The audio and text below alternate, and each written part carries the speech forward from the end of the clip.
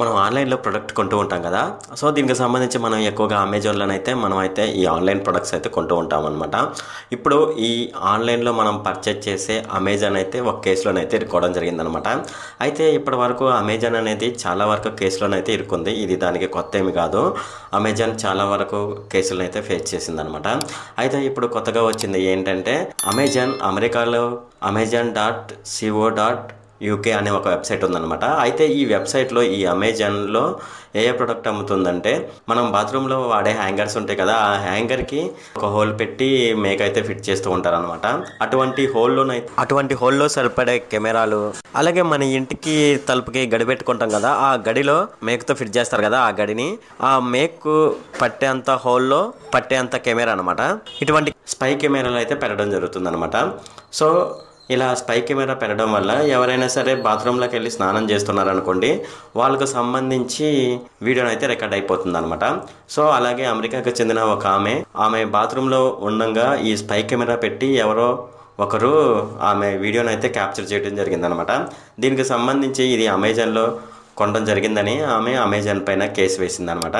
అలాగే అమెరికాలో చదువుతున్న ఒక ఆమె చిన్న వయసు అనమాట. ఆమె హీరోయిన్ అవుదామని అనుకుందనమాట. అయితే ఈ హీరోయిన్ అవుదామని అనుకున్నప్పుడు ఆమె బాత్రూంలో ఇలాగే స్నానం చేస్తూ ఉండగా ఎవరో ఈ బాత్రూమ్ హ్యాంగర్కి హోల్ ఉంటుంది కదా, ఆ హోల్లో స్పై కెమెరా పెట్టి ఆమె వీడియోని అయితే బయటకు వదలడం జరిగిందనమాట. సో ఆమె కూడా అమెజాన్పై కేసు వేసింది.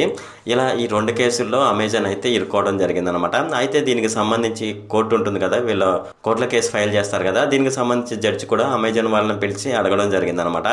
అయితే దీనికి సంబంధించి ఇది లేడీస్కి సంబంధించిన కేసు కాబట్టి ఏం జరుగుతుందా ఏంటనేది చాలామంది అయితే ఉత్కంఠగా ఎదురు చూస్తున్నారనమాట. అంతేకాకుండా దీనికి సంబంధించి అమెజాన్ అయితే ఏమైతే వాదనలు చేస్తుందంటే మేము వీటిని సెక్యూరిటీ కెమెరాలుగానే యూజ్ చేయడం జరుగుతుంది కాబట్టి ఇది సెక్యూరిటీ పర్పస్గా ఈ కెమెరాలని మేము ఆన్లైన్లో పెట్టి అమ్ముతున్నామని అయితే అమెజాన్ అయితే వాదిస్తుందనమాట. అంతేకాకుండా ఒకవేళ మనం ఆఫీస్లో ఉన్నాం అనుకోండి, ఈ స్పై కెమెరాలు అనేది మన ఇంట్లో గోడకి కానీ లేదంటే ఇంకెక్కడైనా పెట్టేసామనుకోండి, ఇది మన ఇంట్లో ఉన్న పిల్లలు ఏం చేస్తున్నారు ఏంటనే విషయాన్ని అయితే మనం ఆఫీస్లో నుండి అయితే చెక్ చేసుకోవడానికి అవకాశం ఉంటుంది. కాబట్టి ఇలా ఈ స్పై కెమెరాలు అయితే ఆ ఉద్దేశంతో మేము ఆన్లైన్లో పెట్టి అమ్మడం జరుగుతుందని అయితే అమెజాన్ అయితే వాదనలు వినిపిస్తుంది.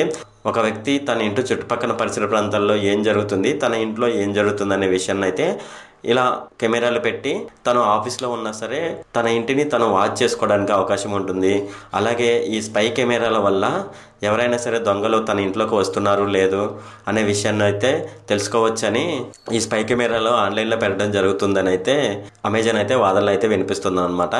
అయితే ఇప్పుడు ఈ స్పై కెమెరాలు అమ్ముతున్న amazon.co.in అనే వెబ్సైట్ మీద, అలాగే amazon.co.uk మీద, అలాగే అమెజాన్ LLP అనే వెబ్సైట్ల మీద వీటి మీద అయితే కేసు నమోదు చేయడం జరిగిందనమాట.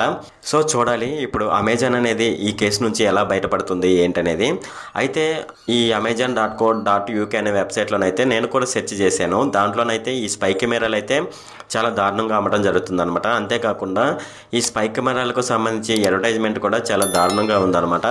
సో చూద్దాము అమెజాన్ గెలుస్తుందా లేదంటే అమెజాన్పై కేసు వేసిన ఈ మహిళలు ఉన్నారు కదా వీళ్ళైతే గెలుస్తారు లేదనేది అయితే ఒకసారి చూద్దాము.